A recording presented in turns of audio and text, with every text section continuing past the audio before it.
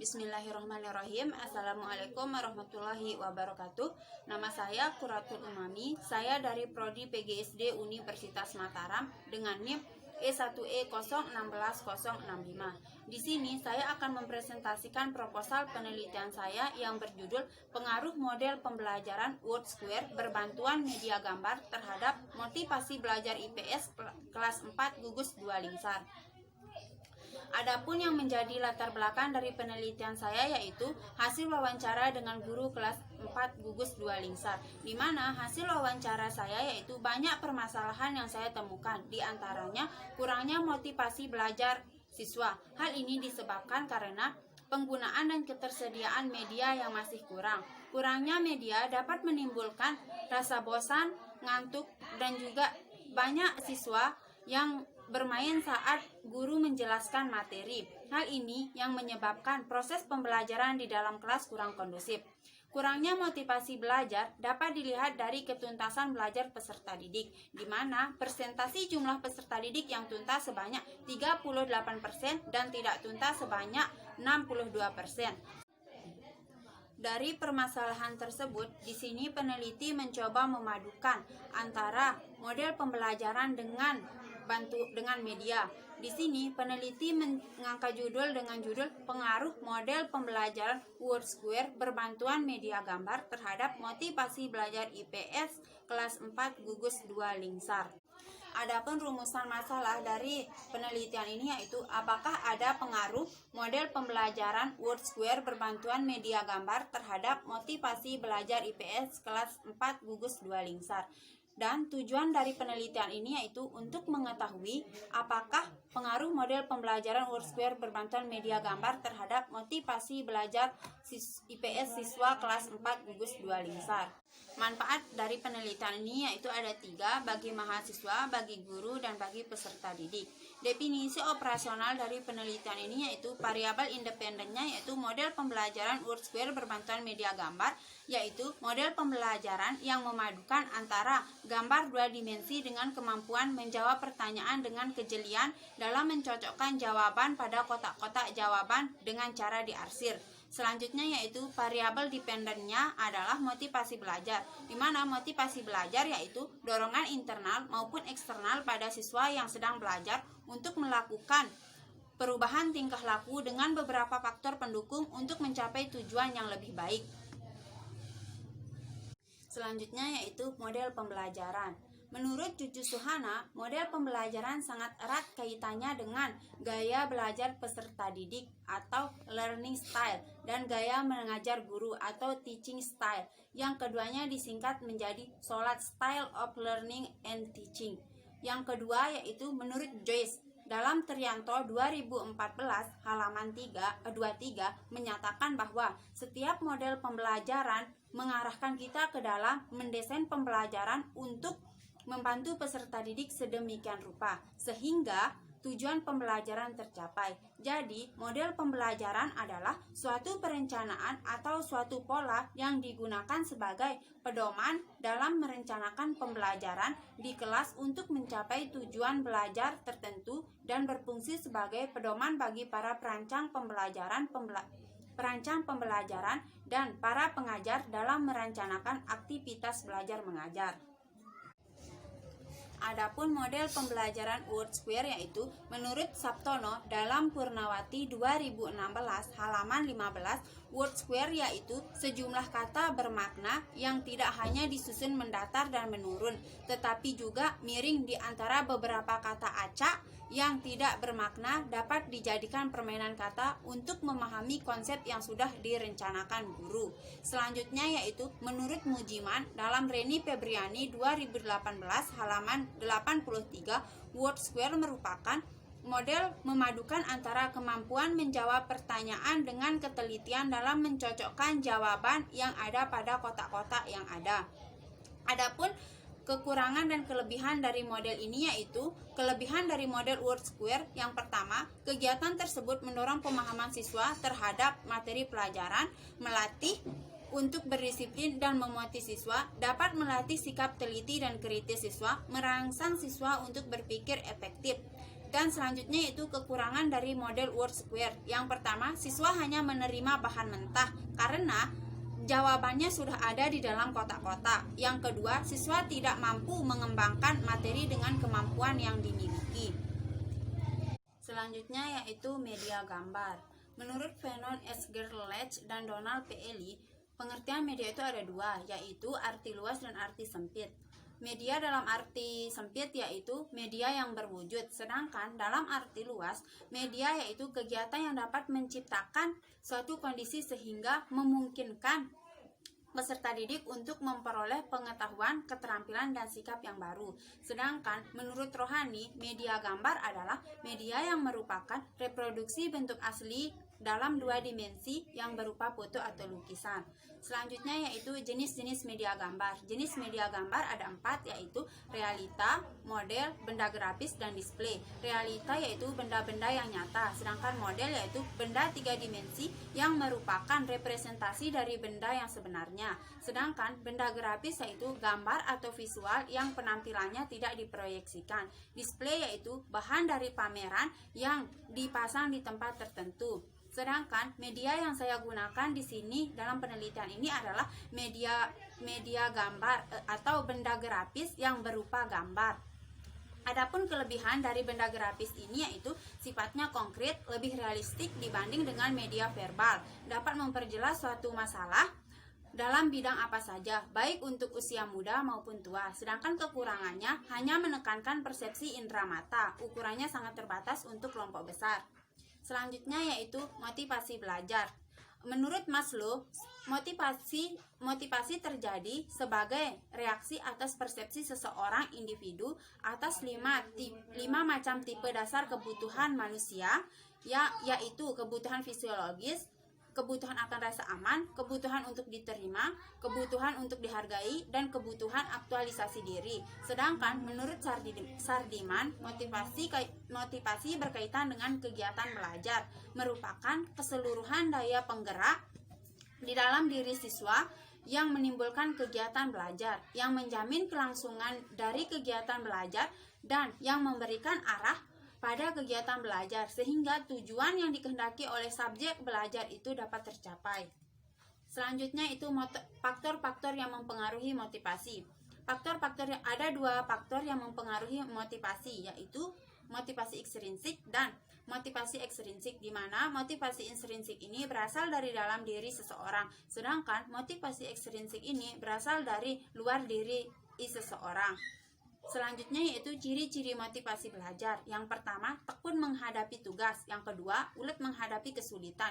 Yang ketiga, menunjukkan minat terhadap bermacam-macam masalah. Yang keempat, lebih senang bekerja mandiri. Yang kelima, cepat bosan pada tugas-tugas yang rutin. Maksudnya di sini cepat bosan pada tugas-tugas yang rutin, yaitu tugas-tugas yang tidak pernah berpindah. Selanjutnya yaitu bentuk motivasi belajar di sekolah. Yang pertama, memberi angka. Memberi angka di sini yaitu simbol dari nilai-nilai dari kegiatan belajarnya. Yang kedua yaitu hadiah atau reward. Yang ketiga, saingan atau kompetensi. Yang keempat yaitu ego involvement, yaitu kesadaran kepada siswa agar merasakan pentingnya tugas dan menerimanya sebagai tantangan. Selanjutnya yaitu memberikan ulangan. Yang keenam, mengetahui hasil. Yang ketujuh, pujian, ada hukuman, hasrat untuk belajar, minat dan tujuan yang diakui. Selanjutnya yaitu mata pelajaran IPS. Di sini ada hakikat IPS, terutama di sekolah dasar. Adapun hakikat IPS di sekolah dasar yaitu menurut Haryanto, IPS merupakan salah satu mata pelajaran yang diberikan mulai dari SD. Hakikat IPS di sini harapan untuk mampu membina suatu masyarakat yang baik, di mana para anggotanya benar-benar berkembang sebagai insan sosial yang rasional dan penuh tanggung jawab, sehingga oleh karenanya diciptakan nilai-nilai.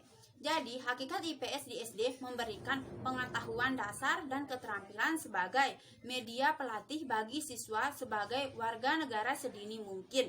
Karena pendidikan IPS tidak hanya memberikan ilmu pengetahuan semata, tetapi harus berorientasi pada pengembangan keterampilan berpikir kritis siswa, sikap dan kecakapan-kecakapan dasar siswa yang berpijak pada kenyataan kehidupan sosial kemasyarakatan, sehari-hari dan memenuhi kebutuhan bagi kehidupan sosial siswa di masyarakat. Selanjutnya di sini ada karakteristik mata pelajaran IPS. Adapun karakteristik mata pelajaran IPS ada 3, yaitu karakteristik dilihat dari aspek tujuan. Di sini dari aspek tujuan ini lebih cenderung mengarah kepada pemberdayaan intelektual siswa. Maka dalam pelaksanaannya dapat digabung dengan pendekatan kontekstual, di mana salah satunya adalah dengan komponen yang dimiliki pada pendekatan kontekstual tersebut, yaitu konstruktivisme, bertanya, menemukan, masyarakat belajar, permodelan, dan penilaian sebenarnya. Selanjutnya yaitu karakteristik dilihat dari aspek ruang lingkup materi. Di sini pada aspek ini lebih menekankan kepada penggunaan pendekatan ruang lingkup yang luas, menggunakan pendekatan terpadu antar pelajar yang sejenis, berisi materi, nilai-nilai sosial, kemandirian, dan kerjasama. Selanjutnya yaitu ada karakteristik dilihat dari aspek pendekatan belajar. Di sini lebih menekankan pada kurikulum dan metode. Selanjutnya yaitu ada tujuan pembelajaran IPS. Tujuan pembelajaran IPS yang pertama yaitu pendekatan kemanusiaan, memiliki bahwa IPS harus membantu anak memahami pengalamannya dan menemukan arti atau makna dalam kehidupannya. Selanjutnya yaitu pendidikan kewarganegaraan, mengandung arti bahwa siswa harus disiapkan untuk berpartisipasi secara efektif dalam dinamika kehidupan masyarakat. Selanjutnya yaitu pendidikan intelektual, mengandung arti bahwa anak membutuhkan bimbingan dan arahan untuk memperoleh ide-ide yang analitis dan alat-alat untuk memecahkan masalah yang dikembangkan dari konsep-konsep ilmu sosial. Selanjutnya yaitu karakteristik kelas tinggi. Di sini menurut Farida ada 3 karakteristik kelas tinggi. Yang pertama yaitu adanya minat terhadap kehidupan praktis sehari-hari yang konkret. Yang kedua, amat realistik, ingin tahu dan ingin belajar. Yang ketiga, adanya minat terhadap hal-hal dan mata pelajaran khusus. Selanjutnya yaitu kerangka berpikir. Dalam proses pembelajaran diperlukan model pembelajaran yang menyenangkan untuk membangkitkan motivasi belajar siswa. Di sini yang pertama yaitu motivasi belajar siswa rendah dikarenakan karena penggunaan media yang masih kurang, sehingga di sini diperlukan adanya model pembelajaran yang berbantuan media, seperti salah satu contohnya yaitu penggunaan model pembelajaran WordSquare berbantuan media gambar. Hal ini bertujuan untuk meningkatkan motivasi siswa. Selanjutnya yaitu ada hipotesis penelitian, di mana hipotesis penelitian ini yaitu HO yaitu tidak terdapat pengaruh model pembelajaran WordSquare berbantuan media gambar terhadap motivasi belajar siswa. Sedangkan HA di sini yaitu terdapat pengaruh model pembelajaran WordSquare berbantuan media gambar terhadap motivasi belajar IPS kelas 4 gugus 2 Lingsar. Selanjutnya yaitu metode penelitian. Yang pertama itu rancangan penelitian. Jadi bentuk rancangan penelitian ini yaitu quasi eksperimen design dengan bentuk non-equivalent control group design. Yang kedua yaitu variabel penelitian, di mana variabel penelitian dalam penelitian ini adalah variabel dependennya itu adalah pengaruh model pembelajaran WordSquare berbantuan media gambar. Sedangkan variabel independennya yaitu motivasi belajar IPS siswa. Selanjutnya yaitu tempat dan waktu penelitian. Tempat penelitian ini dilaksanakan di gugus 2 Lingsar. Yang kedua yaitu waktu penelitian dilaksanakan pada semester genap tahun 2019-2020. Selanjutnya yaitu populasi dan sampel. Populasi dalam penelitian ini adalah gugus 2 Lingsar. Sedangkan untuk sampelnya di sini menggunakan teknik sampling non-probability tipe sampling purposive. Untuk sampelnya yaitu SDN. Di sini saya mengambil SDN 2 batu kumbung dan SDN 4 batu kumbung. Selanjutnya yaitu teknik pengumpulan data ada 2, yaitu angket dan lembar observasi. Selanjutnya yaitu ada uji instrumen. Di sini uji instrumennya itu ada 2, yaitu uji validitas dan uji reliabilitas. Di sini uji validitasnya itu menggunakan korelasi produk momen dengan bantuan SPSS versi 16. Selanjutnya yaitu uji reliabilitas menggunakan teknik formula Alpha-Cronbach. Selanjutnya yaitu teknik analisis data. Teknik analisis data menggunakan uji normalitas, uji homogenitas, dan uji hipotesis. Uji normalitasnya menggunakan Kolmogorov-Smirnov dengan bantuan SPSS versi 16. Selanjutnya yaitu uji homogenitas. Pengujian homogenitas juga dengan menggunakan SPSS tipe 16. Selanjutnya itu uji hipotesis. Teknik dalam uji ini menggunakan uji independent sample t-test. Selanjutnya yaitu ada uji instrumen. Di sini yang pertama yaitu uji validitas. Untuk mengetahui valid atau tidaknya instrumen yang saya gunakan, saya meminta pendapat para ahli. Selanjutnya yaitu ada uji reliabilitas. Teknik yang saya gunakan di sini yaitu teknik formula Alpha-Cronbach. Selanjutnya yaitu teknik analisis data. Yang pertama, uji normalitas. Di sini uji normalitas yang saya gunakan yaitu Kolmogorov-Smirnov dengan bantuan SPSS versi 16. Yang kedua yaitu uji homogenitas.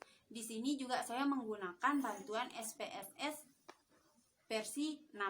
Selanjutnya yaitu ada uji hipotesis. Di sini saya menggunakan teknik dalam uji ini menggunakan uji independent sample t-test. Sekian dari saya, kurang lebihnya mohon maaf. Sekian, billahi taufiq wal hidayah. Wassalamualaikum warahmatullahi wabarakatuh.